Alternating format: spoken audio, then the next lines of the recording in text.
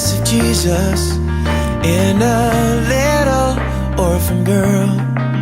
She was standing in the corner on the other side of the world, and I heard the voice of Jesus gently whisper to my heart, "Didn't you say you wanted to find me? Well, here I am, here you are. So what now? What will you do now that you found me? What now? What will you do with this treasure you found?" I know I may not look like what you expected, but if you remember, this is right where I said I would be.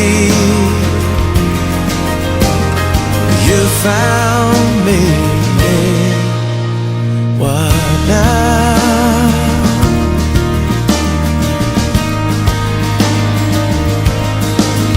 And I saw the face of Jesus down on 60th Avenue. He was sleeping in an old car while his mom went looking for food. And I heard the voice of Jesus gently whisper to my soul, "Didn't you say you wanted to know me? Well, here I am, and it's getting cold. So what now? What will you do now that you found me? What now? What will you do with this treasure you found?"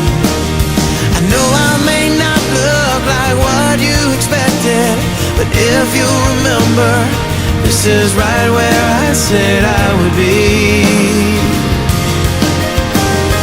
You found me.